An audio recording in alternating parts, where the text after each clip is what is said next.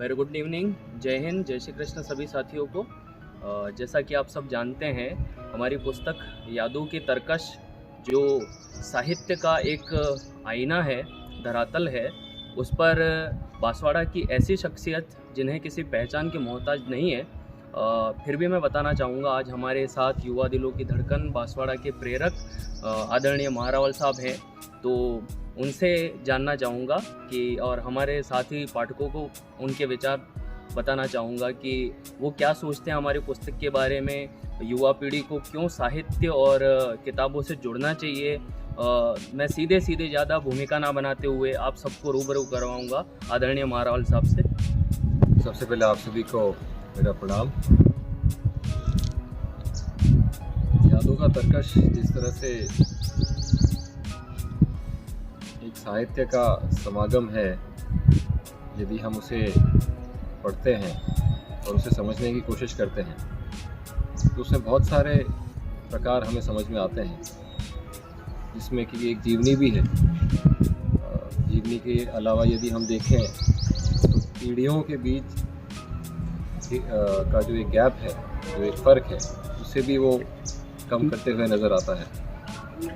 कुछ एक्सपीरियंसेस हैं लाइफ के, इससे कि सीखा जा सकता है। तो इन सभी चीज़ों का एक समागम है और ख़ास करके विषय जिस पे कि मैं आपको बताना चाहूँगा कि पुस्तकों का जीवन में लाभ क्या है। पहले के ज़माने में और अभी के ज़माने में फ़र्क है। हम पहले देखते थे कि सोशल मीडिया नहीं हुआ करता था, इंफॉर्मेशन टेक्नोलॉजी नहीं होती थी, तो पुस्तकें ही माध्यम थी एजुकेशन का सारा। आज तो ठीक है, इंटरनेट पे आप बहुत सारी इन्फॉर्मेशन निकाल लेते हैं, लेकिन फिर भी मैं समझता हूँ कि इंटरनेट से बहुत सारी इन्फॉर्मेशन निकाली गई है, वो पूरी ठीक नहीं होती है। जब आप उसे पुराने डॉक्यूमेंट से साझा करते हैं तो वो पूर्ण रूप से सही नहीं निकलती। दूसरी चीज़ ये है कि पुस्तक का जीवन में होना, उसका मतलब ये नहीं है कि पुस्तक का जीवन में होना। पुस्तक के अंदर का जो लेख है उसका हमारे जीवन पे कितना असर होता है। और पुस्तकें इस प्रकार से साथी बनती हैं कि हम यदि अपना जीवन व्यतीत करते हैं, हमारे सामने अलग अलग चुनौतियां आती हैं अलग अलग समय पे, तो उन चुनौतियों को हम किस प्रकार से सरल तरीके से उनसे निपटा जा सके और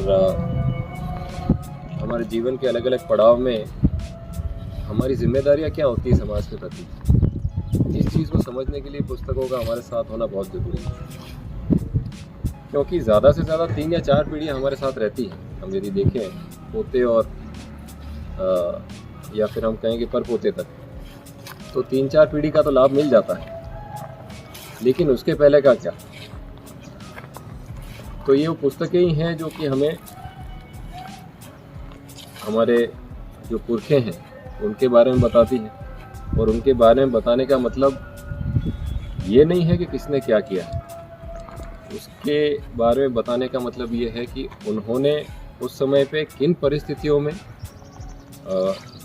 किन चुनौतियों से कैसे निपटा है, और उसी एक्सपीरियंस को वो कहीं ना कहीं आगे पुस्तकों के माध्यम से साझा करते हैं। तो साहित्य जैसे हम कहें वो प्रेरणादायक तो होता ही है, लेकिन साथ साथ में उसके अलावा हमारा जीवन जो है उसकी शैली क्या होनी चाहिए, और हम जो प्रकृति का बैलेंस जिसे कहते हैं उसे किस प्रकार से बनाए रख सकते हैं। क्योंकि त्रुटियां पहले के समय में भी हुई हैं लोगों से, तो त्रुटियां हमेशा होती रहेंगी। गलतियां हम करना बंद नहीं कर सकते हैं, लेकिन कहीं ना कहीं गलतियों से सीख सकते हैं। तो यदि हम पुरानी गलतियों से सीखेंगे नहीं तो आगे फिर से वही गलती दोहराएंगे और एक प्रकार का शून्य आ जाएगा हमारे जीवन में कि हम एक ही सीढ़ी पर अटके हुए रह जाएंगे। यदि हमें किसी भी स्थिति में ऊपर की ओर बढ़ना है, भले वो जीवन हो या फिर ये कह लें कि जीवन में हमारे साथ घटित होता है, बचपन से लगा करके आखिरी अवस्था तक, जिसमें कि आप पढ़ाई भी करते हैं, आप खेल कूद के माध्यम से भी सीखते हैं, आप गृहस्थ जीवन में भी जाते हैं, फिर आप अपने बच्चों की तरफ भी अपनी जिम्मेदारियां निभाते हैं और कहीं ना कहीं बिल्कुल आखिरी जो स्टेज होता है, या मैं ये कहूँ कि जब आप रिटायर हो जाते हैं बाकी इन सभी जिम्मेदारियों से, तो आपके पास ये जो आपका जीवन रहा है उसमें जो आपके एक्सपीरियंसेस रहे हैं हर एक अलग अलग समय पर, उनको आप अपने बच्चों के साथ, अपने पोतों के साथ, परपोतियों के साथ आप उससे साझा करते हैं। और वो साझा क्यों करते हैं? वो इसीलिए साझा करते हैं कि ताकि उनके जीवन में जो उनकी चुनौतियां हैं उनसे वो आसानी से निपट सकें, आसानी से जूझ सकें, और उनकी जीवन शैली क्या होनी चाहिए उसके बारे में वो समझ सकें। और ऐसा तभी हो पाता है कि जब उनके पास भी वो एक्सपीरियंस हो, यानी उन्होंने भी कहीं ना कहीं से सीखा है, उनके माता पिता से, उनके पुरखों से सीखा है, लेकिन ये जो सीखने सिखाने का जो दौर चलता है, या हम ये कहें गुरु शिष्य परंपरा जो चलती है, वो वही बात आकर के रुक जाती है कि 3-4 पीढ़ी तक तो विद्यमान रहती है फिजिकली, जहाँ आप अपने लाइफ का एक्सपीरियंस शेयर कर सकते हैं नीचे की पीढ़ी से, क्योंकि आपने देखा है, लेकिन आपके पुरखों ने क्या देखा है वो आप डायरेक्टली शेयर नहीं कर सकते। तो जो समय समय का जिसे हम कहें एक्सपीरियंस होता है जीवन का, वो ये किताबें शेयर करती है। हो सकता है कि आज ये किताब जो है वो किसी के जीवन का आधार बता रही हो, उनके जीवन में उन्होंने क्या कार्यशैली रखी उसके बारे में बता रही हो। ये भी हो सकता है कि कहीं ना कहीं वो सीख देना चाह रहे हो अगली पीढ़ी को, पर ये फिर हम तक आकर के रुक जाएगी यदि हम इसे साथ नहीं रखेंगे, यदि हम इसे अगली पीढ़ी तक नहीं ले जाएंगे, या उसके भी आगे पीढ़ी तक। जहाँ तक आज का समय है और आज की जो युवा पीढ़ी है, हम देखते हैं कि इंफॉर्मेशन टेक्नोलॉजी से ज़्यादा अट्रैक्ट होती है, ज़्यादातर समय उस पर निकालती है।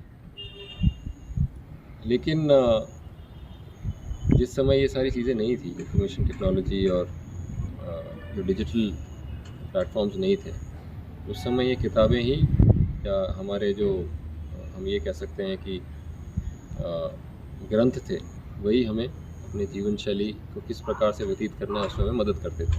अच्छा हुकम, आप शुरुआत से ही स्वप्निल जी और या जो मूल लेखक हैं उनसे जुड़े हुए हैं और किताब की यात्रा में शुरुआत से ही आपका सहयोग रहा है, तो ऐसा क्या आपने देखा इस पुस्तक में और लेखकों में कि आपको लगा कि इस यात्रा से आपको जुड़ना चाहिए?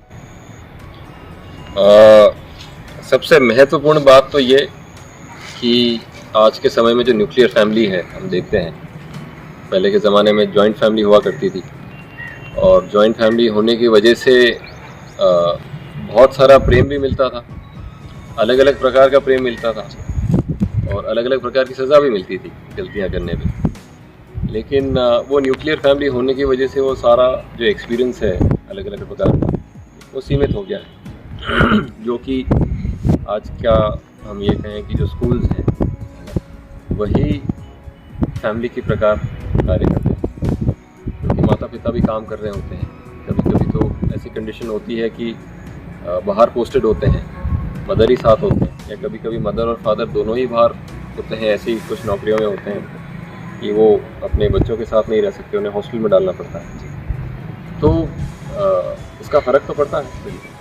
और इस किताब में कहीं ना कहीं, क्योंकि उन्होंने सबसे ज़्यादा, मैं ये कहूँगा कि अपनी जो सेकंड जनरेशन है, अपने पोते से उनकी नज़दीकी रही जी, और इवन वाइसा वर्सा स्वप्निल जी की भी अपने दादा के प्रति बहुत ज़्यादा निष्ठावान रहे और हमेशा साथ रहे। तो वो जो कम्युनिकेशन गैप जो दिखता है आज की न्यूक्लियर फैमिली में, वो गायब होता दिखता है इस किताब में, और वो सबसे ज़्यादा ज़रूरी है आज के समय में, क्योंकि मेंटली कहीं ना कहीं जो पीढ़ी है वो कमज़ोर होती चली जा रही है। जो साथ परिवार का और बुज़ुर्गों का बचपन से मिलना चाहिए, वो साथ आज के समय में अनिवार्य रूप से नहीं हो पाता। क्योंकि हर एक के जीवन में एक अलग चुनौती है, कंपटीशन जिसे हम कहते हैं।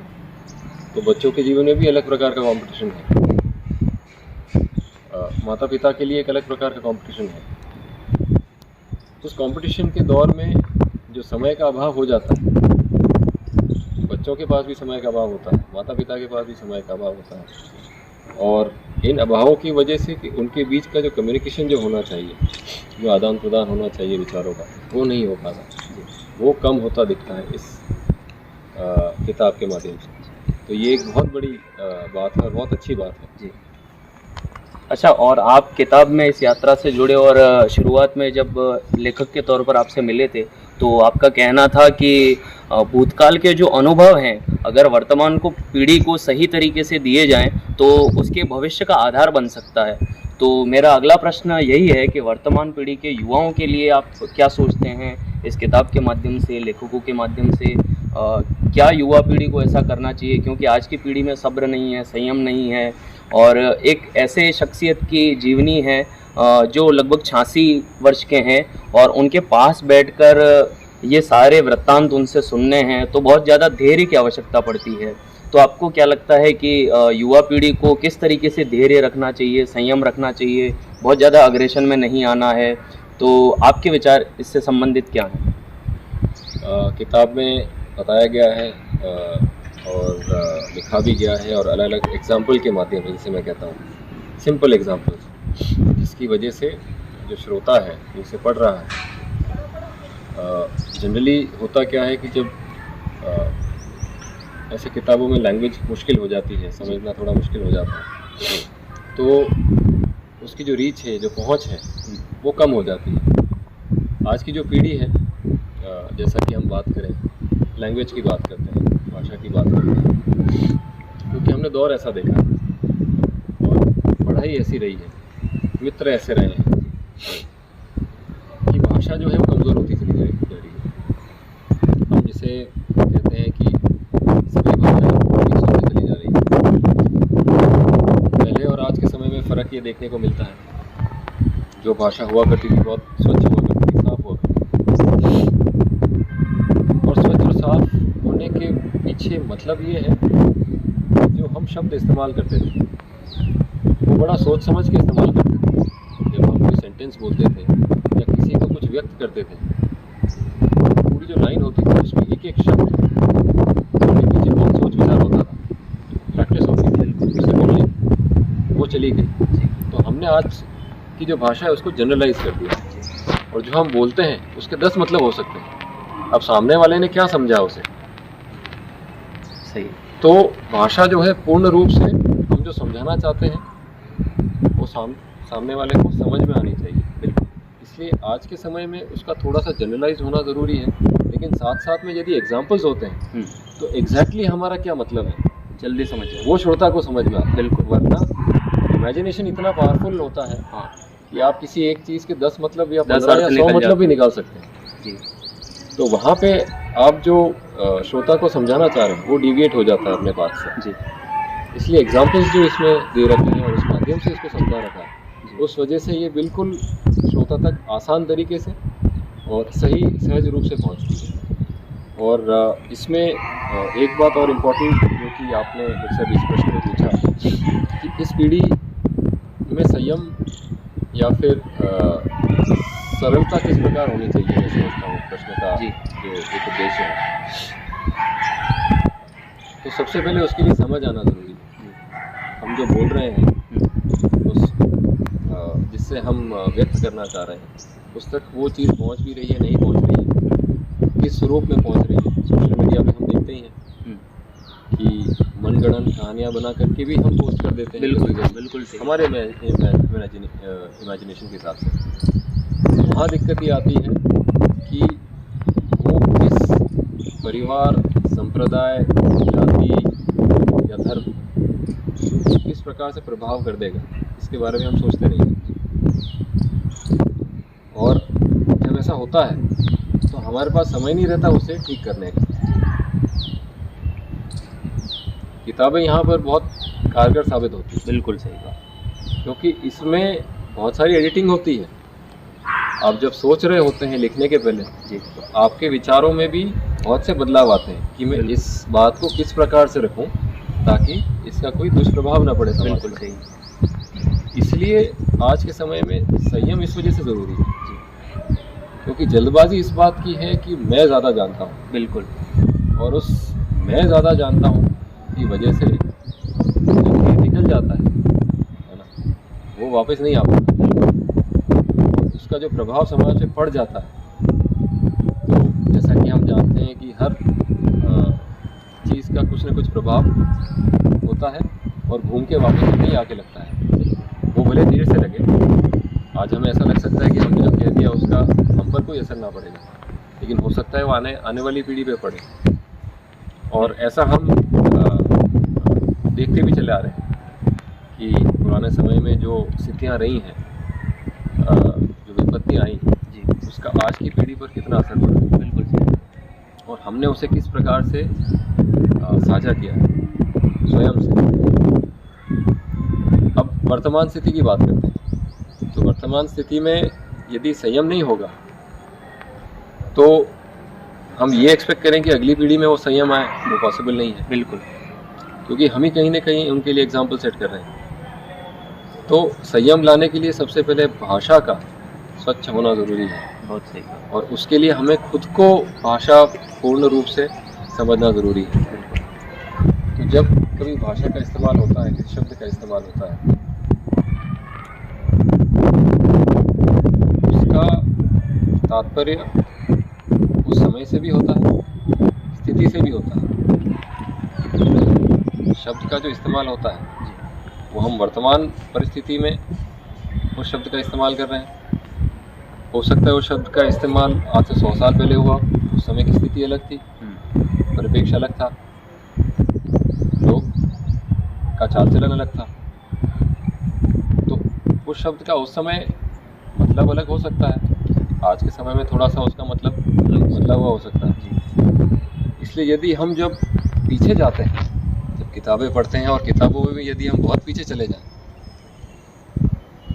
यानी हमारे पुरखों के समय में चले जाएं जी, तो उस समय की स्थिति क्या रही होगी, पहले उसको समझना ज़रूरी है। बिल्कुल। तभी हम उनके द्वारा लिखा हुआ जो वाक्य है उसको ठीक तौर से समझ पाएंगे। जी उस दौर को अभी के दौर के साथ कंपेयर नहीं किया जा सकता है, या उस परिस्थिति को आज की परिस्थिति के साथ कंपेयर नहीं किया जा सकता है, और उस समय का लिखे हुए को आज इसी परिप्रेक्ष्य में बिल्कुल ऐसा का ऐसा जो जैसा लिखा हुआ है उसे वैसा ही साझा नहीं किया जा सकता। तो शब्दों और वाक्यों का मतलब भी बदल जाता है जी, अलग अलग परिस्थितियों में, अलग अलग समय में, हमारे चाल चलन के हिसाब से, हमारी भाषा के हिसाब से, क्योंकि भाषा भी जनरलाइज हो रही है, जैसे मैंने कहा, सही। तो बदलती जाती है, उनके मतलब बदलते जाते हैं। और यदि उसको ठीक करना है तो वो तो शिक्षा का ही माध्यम है। यदि भाषा ठीक होगी तो बहुत सारा जो ज्ञान जिसे हम कहते हैं सोशल मीडिया के माध्यम से जो प्रचलित होता है, उसमें काफ़ी कुछ जो है वो अवॉइड हो जाएगा, जो कन्फ्यूजन होता है, पहला चीज़। दूसरी चीज़ ये कि आज के समय के हिसाब से जो युवा पीढ़ी है जब उस भाषा का इस्तेमाल कर रही है, तो एक वाक्य है या एक सत्य है, एक एग्जाम्पल के माध्यम से बताना चाह रहा हूँ जी, भले वो संस्कृत में बोला जाए, उर्दू में बोला जाए, फारसी में बोला जाए, अरबी में बोला जाए, अंग्रेज़ी में बोला जाए, या प्रांतीय किसी भी भाषा में बोला जाए, वो सत्य तो बदलेगा नहीं। बिल्कुल। तो यदि हम हमारे धर्म ग्रंथ देखते हैं, ज़्यादातर वो सभी प्रकृति पे आधारित हैं, बिल्कुल सही। साइंटिफिक प्रिंसिपल्स पर आधारित हैं।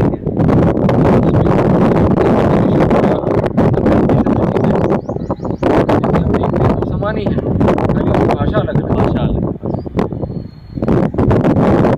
तो जब तक आप भाषा को नहीं समझ पाएंगे, उसके बारे में जो टिप्पणी कर देते हैं वहाँ कंफ्यूजन, वहाँ त्रुटियाँ हो जाती हैं, और उसकी वजह से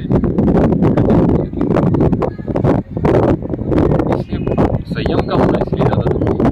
हम जो ये समझते थे कि हमारे पुरखे या उन उनकी टेक्नोलॉजी स्लो थी, वो स्लो नहीं थी, वो हर एक चीज़ पर बहुत ज़्यादा गहरा गया, ज़्यादा समय देते थे किसी एक पर्टिकुलर चीज़ पर, और उसके बाद ये डिसाइड करते थे कि क्या चीज़ समाज में जानी चाहिए। ये है कि जल्दबाजी है कि मुझसे आगे पहले कोई ना निकल जाए, ये मैंने निजात किया। ये सबसे बड़ी हमारी जो प्रॉब्लम है कि हम ये समझते हैं कि हमने आविष्कार किया, आविष्कार करने वाला तो ऊपर वाला है। बिल्कुल सही। हमें तो खाली आज पता लगता है खोज कि करता है, ऐसा हम कह सकते हैं, होता है, निर्माण करने इस वाले। प्रकार होता है जी, उस इक्वेशन का आज हमें पता लगता है।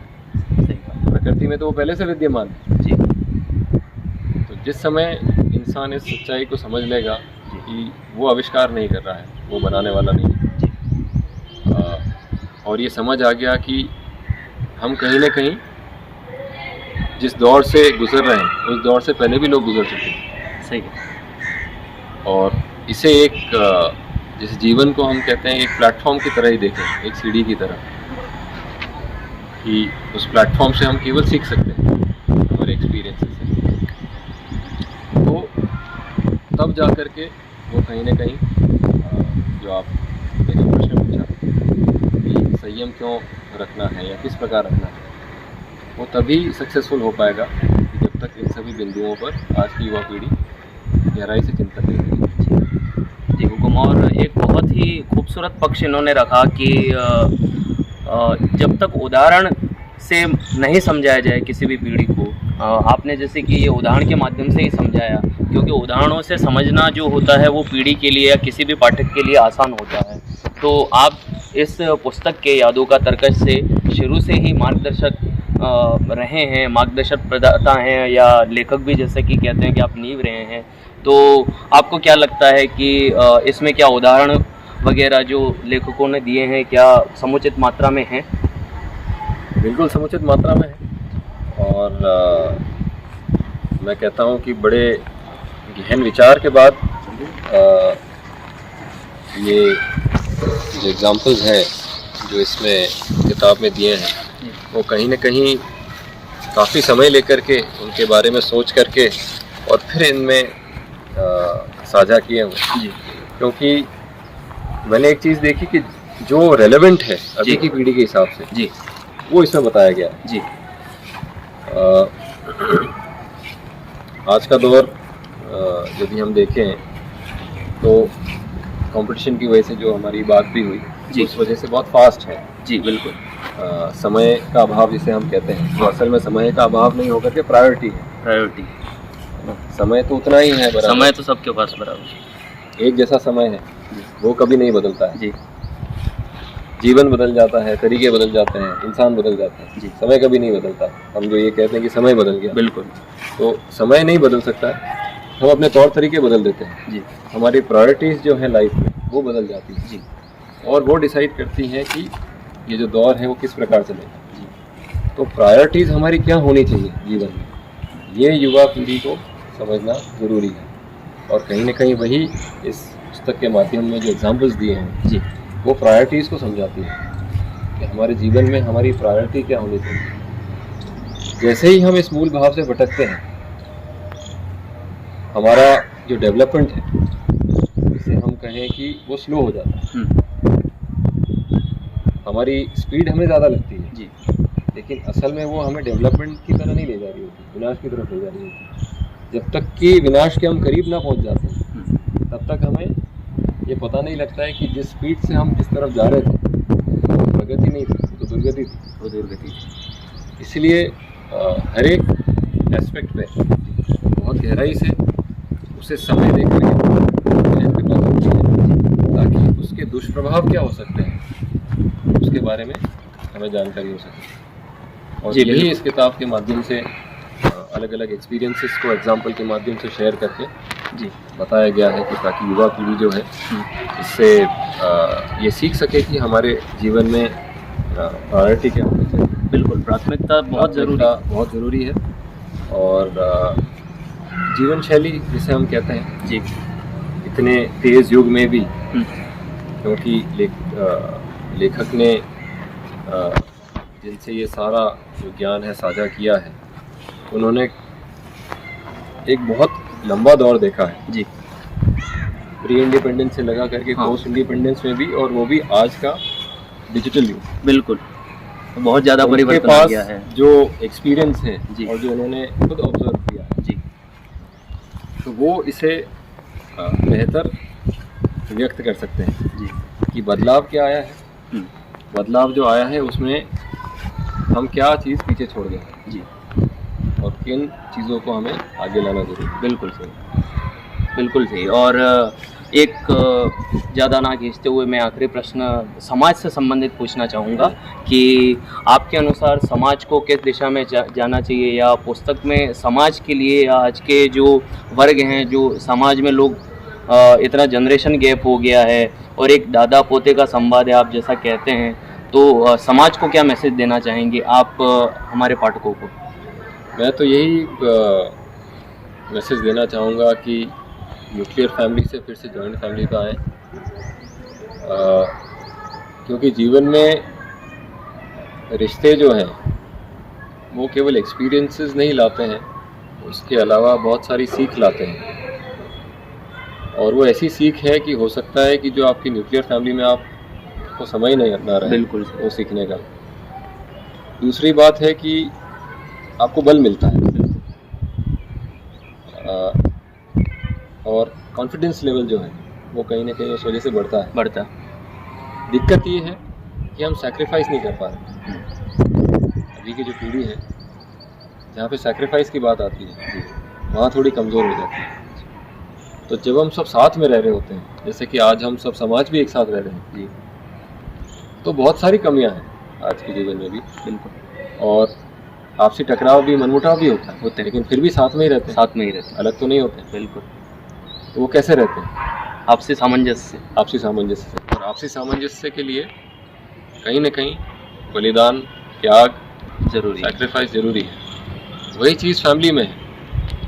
यदि हम सबसे जो पहला, जिसे हम कहते हैं जीवन की शुरुआत, जो कि एक फैमिली होती है, हमारी खुद की अपना जो परिवार है, यदि उसमें ही इकट्ठे ना रह पाएंगे तो समाज को क्या इकट्ठा रख पाएंगे? जो सबसे आसान है जी, इसमें मेंबर्स भी कम है, यदि परिवार को ही हम साथ ना रख पाए, क्योंकि वही चीज़ का आधार बाकी समाज भी है, सही, बाकी सामाजिक व्यवस्था भी उसी आधार पर चलती है। तो समाज को यदि साथ रखना है तो सबसे पहले अपने परिवार को साथ रखना होगा। बिल्कुल सही कहा जी। तो आदरणीय महारावल साहब ने एक बहुत अच्छी बात कही कि अगर परिवार साथ है या परिवार का हमने निर्माण कर लिया तो समाज का निर्माण अपने आप ही हो जाएगा।